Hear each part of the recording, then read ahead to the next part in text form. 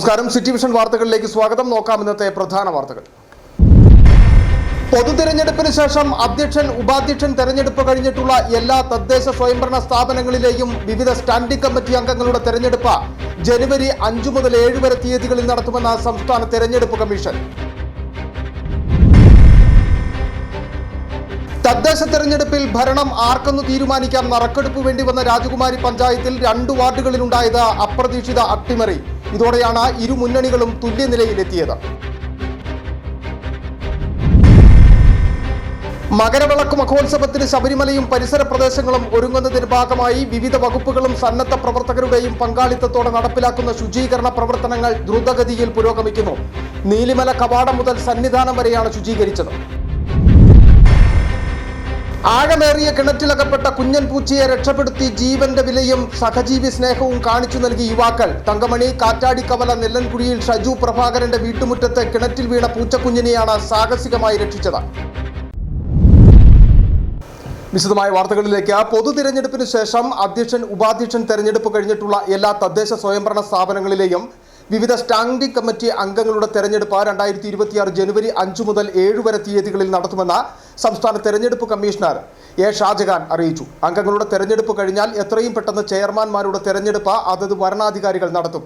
ഗ്രാമ, ബ്ലോക്ക് പഞ്ചായത്തുകളിൽ ധനകാര്യം, വികസനകാര്യം, ക്ഷേമകാര്യം, ആരോഗ്യ വിദ്യാഭ്യാസ കാര്യം എന്നിങ്ങനെ 4 സ്റ്റാൻഡിംഗ് കമ്മിറ്റികളും ജില്ലാ പഞ്ചായത്തിൽ ധനകാര്യം, വികസനകാര്യം, പൊതുമരാമത്ത് കാര്യം, ആരോഗ്യ വിദ്യാഭ്യാസ കാര്യം, ക്ഷേമകാര്യം എന്നിങ്ങനെ 5 സ്റ്റാൻഡിംഗ് കമ്മിറ്റികളെയുമാണ് രൂപീകരിക്കേണ്ടത്.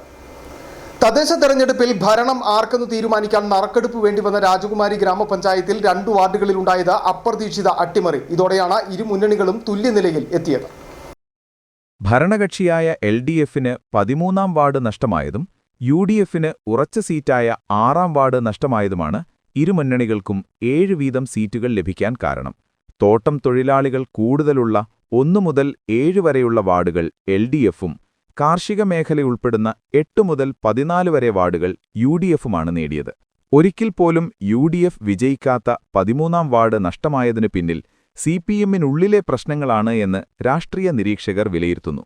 മുതിർന്ന നേതാക്കളെ ഒഴിവാക്കി സ്ഥാനാർത്ഥി നിർണയം പൂർത്തിയതാണ് 13, 14 വാർഡുകൾ നഷ്ടമാകാൻ കാരണമെന്നും രാഷ്ട്രീയ നിരീക്ഷകർ പറയുന്നു. സ്ഥാനാർത്ഥി നിർണയത്തിന് പിന്നാലെ കോൺഗ്രസിലുണ്ടായ പ്രശ്നങ്ങളാണ് 6ാം വാർഡ് UDFന് നഷ്ടമാകാൻ കാരണമെന്ന് UDF പ്രവർത്തകർ ആരോപിക്കുന്നു. സിറ്റി വിഷൻ, രാജകുമാരി. കാണാം ശരണമന്ത്രം.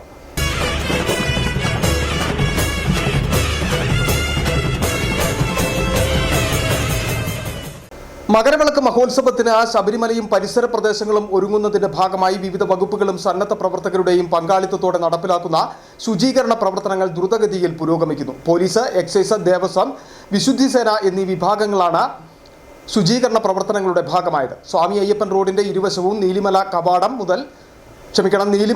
മുതൽ ശബരിപീഠം വരെയും പമ്പ പരിസരവും ശബരിപീഠം മുതൽ സന്നിധാനം വരെയുള്ള പ്രദേശങ്ങളാണ് ശുചീകരിക്കുന്നത്. 41 ദിവസത്തോളം നീണ്ടുനിന്ന മണ്ഡല മഹോത്സവത്തിന് അയ്യപ്പന്മാർ എത്തുന്ന പ്രധാന കേന്ദ്രങ്ങളിൽ ചികിത്സ ഉറപ്പാക്കി സർക്കാർ ആയുർവേദ കേന്ദ്രങ്ങൾ. ഇതുവരെ സന്നിധാനം, പമ്പ, എരുമേലി, പത്തനംതിട്ട ഇടത്താവളം, കടപ്പാറ്റൂർ, ചെങ്ങന്നൂർ റെയിൽവേ സ്റ്റേഷൻ എന്നിവിടങ്ങളിലെ സർക്കാർ ആയുർവേദ കേന്ദ്രങ്ങളിലൂടെ 1 ലക്ഷത്തോളം പേർ ചികിത്സ തേടിയതായി ജില്ലാ മെഡിക്കൽ ഓഫീസർ ഡോക്ടർ ജെമിനി വ്യക്തമാക്കി.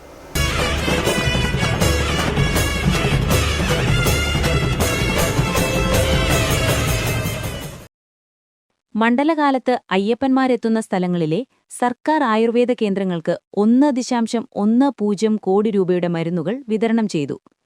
9 ഘട്ടങ്ങളിലായി ഇവിടങ്ങളിൽ ഡോക്ടർമാരുൾപ്പെടെയുള്ള ജീവനക്കാരെയും നിയമിച്ചു. മണ്ഡലകാലത്ത് ശബരിമലയിലെ പ്രധാന കേന്ദ്രമായ സന്നിധാനത്തെ സർക്കാർ ആയുർവേദ ആശുപത്രിയിൽ 45,000-ഓളം ഭക്തജനങ്ങളും പമ്പയിലെ സർക്കാർ ആയുർവേദ കേന്ദ്രത്തിൽ 15,000 പേരുമാണ് ചികിത്സ തേടിയത്. മല കയറി വരുന്ന അയ്യപ്പന്മാർ പേശിവലിവ്, പനി, ചുമ, കഫക്കെട്ട് തുടങ്ങിയ പ്രശ്നങ്ങളുമായാണ് സന്നിധാനത്തെ ആയുർവേദ ആശുപത്രിയിൽ എത്തുന്നത്. പേശിവലിവിന് അഭ്യംഗ്യം ഉൾപ്പെടുന്ന പ്രത്യേക മർമ്മ ചികിത്സയും മസാജിംഗ് സൗകര്യങ്ങളും സ്റ്റീമിംഗ്, നസ്യം, സ്പോർട്സ് മെഡിസിൻ ചികിത്സാരീതികളും സന്നിധാനം ആശുപത്രിയിൽ ലഭ്യമാണെന്ന് medical officer doctor SN Suraj പറഞ്ഞു. സന്നിധാനത്തെ ആശുപത്രിയിൽ ജീവനക്കാരുടെ എണ്ണം medical officer 7, pharmacist 3, therapist 3, attender 3. Makaravilakku മഹോത്സവ ദിനങ്ങളിലേക്കായി മരുന്നുകൾ സംഭരിച്ചു. ഔഷധിയും ISM ഡിപ്പാർട്ട്മെന്റും ചേർന്ന് നൽകുന്ന മരുന്നുകൾ ഗ്രീൻ പ്രോട്ടോക്കോൾ പാലിച്ചാണ് വിതരണം ചെയ്യുന്നത്. City vision Sannidhanam. ജീവി എത്ര ചെറുതാണെങ്കിലും ജീവൻ വലുതാണെന്ന കാഴ്ചയാണ് തങ്കമണിയിൽ നിന്നും 2 യുവാക്കൾ കാണിച്ചു തരുന്നത്. ആഴമേറിയ കിണറ്റിലകപ്പെട്ട കുഞ്ഞൻ പൂച്ചയെ രക്ഷപ്പെടുത്തിയാണ് ജീവന്റെ വിലയും സഹജീവി സ്നേഹവും കാണിച്ചു തന്നത്. തങ്കമണി കാറ്റാടിക്കവറ നെല്ലിൻകുഴിയിൽ ഷൈജു പ്രഭാകരന്റെ വീട്ടുമുറ്റത്ത് കിണറ്റിൽ വീണ പൂച്ചക്കുഞ്ഞിനെയാണ് സാഹസികമായി യുവാക്കൾ രക്ഷിച്ചത്.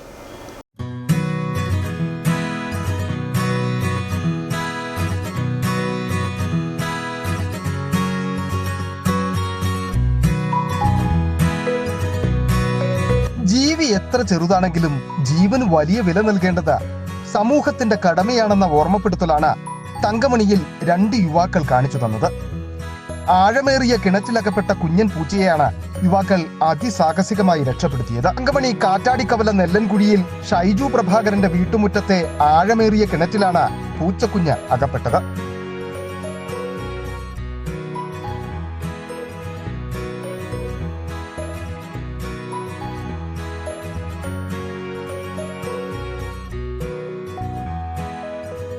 ഇത് ശ്രദ്ധയിൽപ്പെട്ട ഷൈജു അയൽവാസിയായ കദളിക്കാട്ട് സജോ വർഗീസുമായി ചേർന്നാണ് അപകടകരമെങ്കിലും പൂച്ചക്കുഞ്ഞിന്റെ ജീവൻ രക്ഷിക്കുവാൻ ഇറങ്ങിയത്. ഫയർഫോഴ്സിനെ വിവരമറിയിക്കുവാൻ ശ്രമിച്ചെങ്കിലും അതിന് കാത്തുനിന്നാൽ പൂച്ചക്കുഞ്ഞിന്റെ ജീവൻ നഷ്ടമാകുമോ എന്ന തോന്നലാണ് സജോ വർഗീസ് തന്റെ ജീവൻ പണയം വെച്ചും കിണറ്റിലേക്ക് ഇറങ്ങുവാൻ പ്രേരിപ്പിച്ചത്. കിണറ്റിനുള്ളിൽ 1 മണിക്കൂറിലേറെ സമയം പണിപ്പെട്ടാണ് പൂച്ചക്കുട്ടിയെ രക്ഷപ്പെടുത്തിയത്. കയറിട്ട് കൊടുത്തും ബക്കറ്റ് കെട്ടിയിറക്കിയും ചാക്ക് കെട്ടിയിറക്കിയുമൊക്കെ പൂച്ചക്കുട്ടിയെ കരകയറ്റുവാനുള്ള ശ്രമം പല ഘട്ടങ്ങളിലും പാഴായി. ഒടുവിൽ ക്ഷീണിതനായ പൂച്ചക്കുട്ടി ഓട്ടം നിർത്തിയതോടുകൂടി സജോയ്ക്ക് പിടികൂടുവാൻ കഴിഞ്ഞു. മേഖലയിൽ പരിചയമില്ലാതെ വഴിതെറ്റി വന്ന ഒരു പൂച്ച അബദ്ധത്തിൽ കിണറ്റിൽ അകപ്പെടുകയായിരുന്നു. ആരുടേതാണ് വളർത്തുപൂച്ചയെന്നത് അറിയില്ല എങ്കിൽ പോലും ഒരു ജീവൻ രക്ഷിക്കാൻ കാണിച്ച നല്ല മനസ്സുകളെ അഭിനന്ദിക്കാതിരിക്കാൻ കഴിയില്ല. City vision Idukki. ഉപയോഗശൂന്യമായ ഫ്രിഡ്ജുകൾ സാധാരണ നമ്മൾ ഉപേക്ഷിക്കാറാണ് പതിവ്. എന്നാൽ ഇത്തരം ഫ്രിഡ്ജുകൾ ടയറുകളാക്കി മാറ്റുന്ന ഒരാൾ ഇടുക്കിയിലുണ്ട്. ചുരുളി സ്വദേശി ഷാജിയാണ് ഈ നൂതന ആശയം അവതരിപ്പിച്ച് വിജയിച്ചത്. ഇറച്ചിയും ജാതിപത്രിയുമൊക്കെ ഈ ചെറിയ ഡ്രയറിൽ ഉണക്കിയെടുക്കാനാകുമെന്നാണ് പ്രത്യേകത.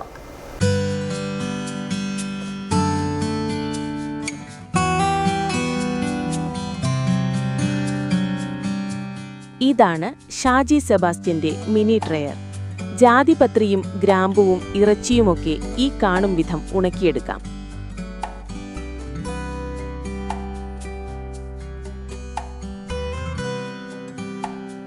സ്വന്തം പറമ്പിലെ ജാതിക്കായും പത്രിയും ഉണങ്ങാൻ പാടുപെട്ടിരുന്നു ഷാജി സെബാസ്റ്റ്യൻ. അങ്ങനെയിരിക്കെയാണ് ഫ്രിഡ്ജിനുള്ളിൽ ഡ്രയർ എന്ന ആശയം ഒരു സുഹൃത്ത് മുമ്പോട്ട് വെച്ചത്. പിന്നീട് ഈ സുഹൃത്തിന്റെ സഹായത്തോടെ തന്നെ ഫ്രിഡ്ജിനുള്ളിൽ നിർമ്മിച്ചു. ഇതിന്റെ നിർമ്മാണ പ്രവർത്തനം ഇത്തവണ ജാതിക്കായ നന്നായിട്ട് കായുണ്ടായിരുന്നു. അപ്പോൾ ജാതിക്കായ ഉണങ്ങി മഴക്കാലത്ത് അതേ ഉണ്ടാവുള്ളൂ. മഴക്കാലത്ത് ഉണങ്ങി വരാനായിട്ടൊരു മാർഗം ആലോചിച്ച് കഴിഞ്ഞപ്പോഴത്തേക്ക് നമ്മുടെ ഒരു സുഹൃത്ത് വർഷങ്ങളായിട്ട് ചെയ്യുന്നുണ്ട്. നമ്മുടെ വീട്ടിൽ ആവശ്യത്തിനുള്ള എന്തും ഇതിൽ ഉണങ്ങിയെടുക്കാം. ബൾബുകൾ ക്രമീകരിച്ച് ഫ്രിഡ്ജിന്റെ മുകളിലും താഴെയുമായി ഫാനുകൾ ഘടിപ്പിച്ചാണ് ഫ്രിഡ്ജിനുള്ളിൽ ചൂട് ക്രമീകരിക്കുന്നത്. വൈദ്യുതി ചിലവും വളരെ കുറവാണ്. 24 മണിക്കൂർ ഡ്രയർ പ്രവർത്തിപ്പിച്ചാൽ 2.5 യൂണിറ്റ് വൈദ്യുതി മാത്രമാണ് ചിലവാകുന്നത്. മിനി ഡ്രയറിന് ആവശ്യക്കാരും ഏറെയാണ്. എന്നാൽ പഴയ ഫ്രിഡ്ജുകൾ കിട്ടാനില്ലാത്ത പ്രതിസന്ധിയാകുന്നുണ്ടെന്നും ഷാജി പറയുന്നു. ചെറിയ അളവിൽ ഏലം കൃഷി ചെയ്യുന്ന കർഷകർക്ക് വീടുകളിൽ തന്നെ ഏലച്ച ഉണങ്ങാത്തക്ക വിധത്തിലുള്ള ഡ്രൈവർ നിർമ്മാണത്തിന്റെ പരീക്ഷണത്തിലാണ് നിലവിൽ ഷാജി. City vision Idukki. 1.5 പതിറ്റാണ്ടിലേറെയായുള്ള സേവന പാരമ്പര്യവുമായി doctors clinical and diagnostic laboratory Rajakkad. Hitech മെഷീനറികളുടെ സഹായത്തോടെ രോഗനിർണയം ഇനി കുറഞ്ഞ സമയത്തിനുള്ളിൽ. 300 mA full room x-ray and 12 channel digital ECG. വിവിധ രോഗനിർണയങ്ങൾക്കായി മൾട്ടി സ്പെഷ്യാലിറ്റി ലബോറട്ടറി. എല്ലാവിധ ലബോറട്ടറി ടെസ്റ്റുകളും സ്പെഷ്യൽ ടെസ്റ്റുകളും 1 മണിക്കൂറിനുള്ളിൽ. വിവിധ ചെക്കപ്പ് പാക്കേജുകൾ. വിദഗ്ധ ടെക്നീഷ്യന്മാരുടെ നേതൃത്വത്തിൽ 100% ക്വാളിറ്റിയോടുകൂടിയുള്ള ടെസ്റ്റ് റിസൾട്ടുകൾ. Doctors clinical and diagnostic laboratory, SNDP shopping complex, Rajakkad.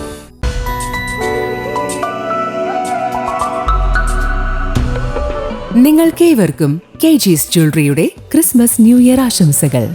KG's jewellery, Kottayam കട, സിൻസ് 1950.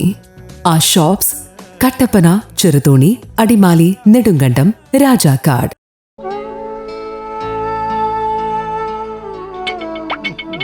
ഇതാണ്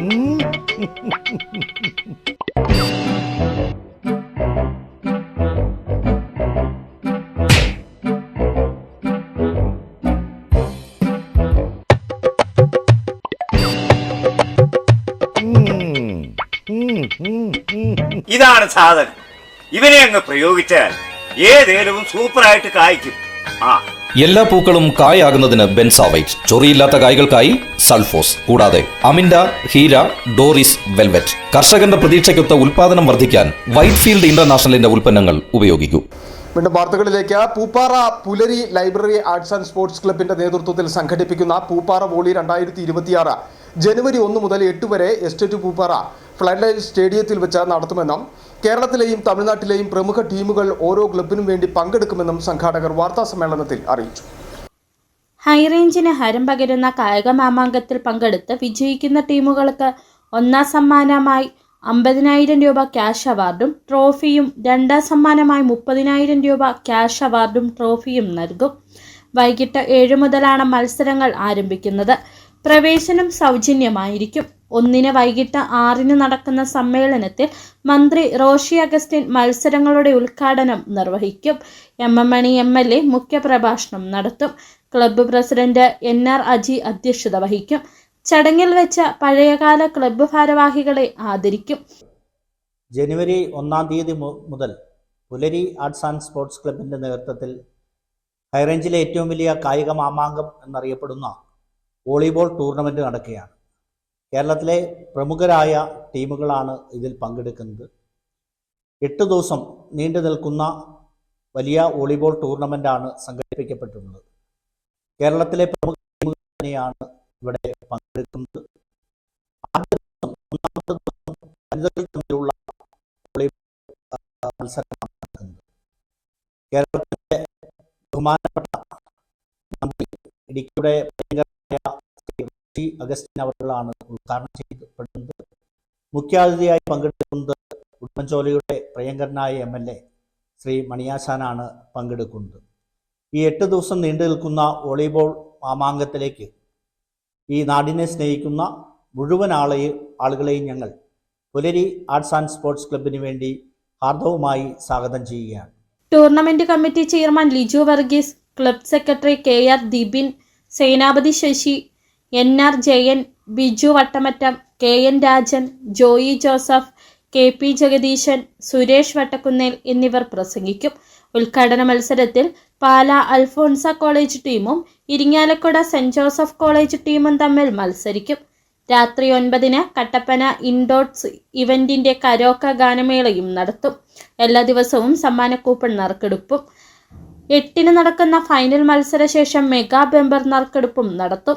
ജനുവരി 2-ന് പാമ്പാടുംപാറ സിക്സസും ന്യൂ സ്റ്റാറ്റ് ഇടുക്കിയും തമ്മിലും, 3-ന് കട്ടപ്പന ഹൈറേഞ്ച് വോളിയും പൂപ്പാറ വോളി ലൈക്കേഴ്സും തമ്മിലും, 4-ന് പനമ്പിള്ളി സിക്സസും ചാരമംഗലം പ്രോഗ്രസീവും തമ്മിലും, 5-ന് ഹൊസൂർ ഈഗിൾ വോളിയും ചെന്നൈ ഡേഞ്ചർ ബോയ്സും തമ്മിലാണ് 1-ാം സെറ്റ് മത്സരങ്ങൾ നടക്കുന്നത്. City vision, Pooppara. ജീവിതശൈലി രോഗങ്ങൾ ഉയർത്തുന്ന വെല്ലുവിളികൾ നേരിടുന്നതിന് പൊതുസമൂഹത്തെ ബോധവൽക്കരിക്കുക എന്ന ലക്ഷ്യത്തോടെ സംസ്ഥാന ആരോഗ്യ വകുപ്പിന്റെ നേതൃത്വത്തിൽ നടപ്പിലാക്കുന്നതാണ് ആരോഗ്യം ആനന്ദം വൈബ് ഫോർ വെൽനസ് ക്യാമ്പയിൻ. ക്യാമ്പയിന്റെ ഭാഗമായി തൊടുപുഴ മങ്ങാട്ടുകവല പുതിയ ബസ് സ്റ്റാൻഡിൽ നിന്നും ആരംഭിച്ച rally Thodupuzha municipal chairperson Sabira Jaleel flag off ചെയ്തു. ആരോഗ്യ പ്രവർത്തകർ, യുവജനങ്ങൾ, കുട്ടികൾ, വിവിധ വകുപ്പ് ഉദ്യോഗസ്ഥർ, പൊതുജനങ്ങൾ എന്നിവർ റാലിയുടെ ഭാഗമായി. അണക്കര മയിലാടുംപാറ ശ്രീ സുബ്രഹ്മണ്യ സ്വാമി ക്ഷേത്രത്തിൽ മണ്ഡല ചിറപ്പ് പൂജാ സമാപനവും ഭജന സമർപ്പണവും നടന്നു. മേൽശാന്തി KS സുനിൽകുമാർ ക്ഷേത്ര ചടങ്ങുകൾക്ക് മുഖ്യ കാർമ്മികത്വം വഹിച്ചു.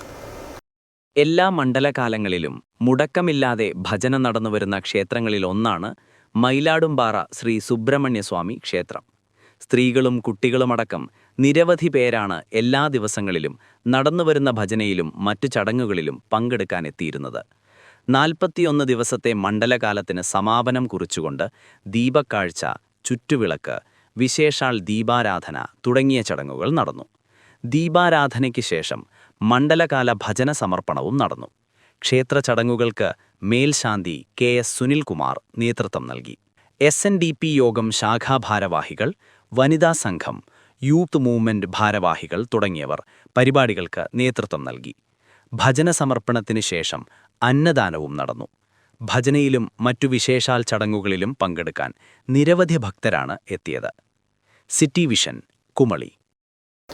വാർഷിക പൊതുയോഗവും ആദരിക്കലും ക്യാഷ് അവാർഡ് വിതരണവും നടന്നു. ശാന്തൻപാറ സർവീസ് സഹകരണ ബാങ്കിന്റെ 55ാമത് വാർഷിക പൊതുയോഗവും അനുമോദന ചടങ്ങുമാണ് നടന്നത്.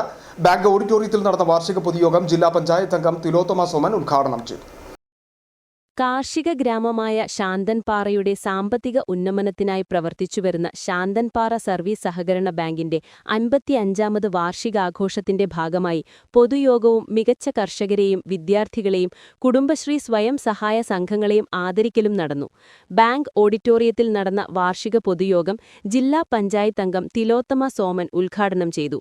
സംസ്ഥാനത്ത് തന്നെ മെച്ചപ്പെട്ട പ്രവർത്തനം നടത്തുന്ന സഹകരണ ബാങ്കുകളിൽ ഒന്നാണ് ശാന്തൻപാറ സർവീസ് സഹകരണ ബാങ്ക് എന്ന് അവർ പറഞ്ഞു. തീർച്ചയായിട്ടും നമ്മുടെ സമൂഹത്തിലെ ആകെ പ്രശ്നങ്ങൾ പരിഹരിക്കപ്പെടുന്നതിന് വേണ്ടി ഇത്തരത്തിലുള്ള ലോണുകൾ കൊടുക്കുവാൻ സന്നദ്ധമായിട്ട് വന്നിട്ടുള്ള ബാങ്കുകൾക്ക് നേട്ടമുണ്ടാകണമെങ്കിൽ അത്രയേറെ വലിയ പ്രവർത്തനങ്ങൾ കാഴ്ചവെക്കേണ്ടിയിരിക്കുന്നു. അപ്പോൾ തീർച്ചയായിട്ടും ഈ ബാങ്ക് ഒരു മികവുറ്റ രീതിയിലുള്ള പ്രവർത്തനം നടത്തി. എനിക്ക് തോന്നുന്നത് നമ്മുടെ ജില്ലയിലെ ഏറ്റവും പ്രധാനപ്പെട്ട ബാങ്കുകളിൽ അല്ലെങ്കിൽ ഏറ്റവും ഒന്നാമത്തെ ബാങ്കായി തന്നെ ആയിരിക്കും ഇത് പ്രവർത്തിക്കുന്നത് എന്നാണ് ഈ റിപ്പോർട്ടിലൂടെ എനിക്ക് തോന്നിയിട്ടുള്ളത്. വാർഷിക പൊതുയോഗത്തിന്റെ ഭാഗമായി 2024-25 വർഷത്തെ റിപ്പോർട്ടും കണക്ക് അവതരണവും 2026-27 വർഷത്തേക്കുള്ള ബഡ്ജറ്റ് അവതരണവും ചർച്ചയും നടന്നു. തുടർന്ന് നടന്ന ചടങ്ങിൽ ശാന്തൻപാറ ഗ്രാമപഞ്ചായത്തിലെ മികച്ച കർഷകരെയും പുതുതായി തെരഞ്ഞെടുക്കപ്പെട്ട ജനപ്രതിനിധികളെയും സ്വയം സഹായ സംഘങ്ങളെയും ഉന്നത വിജയം നേടിയ വിദ്യാർത്ഥികളെയും സഹകാരികളെയും ആദരിച്ചു.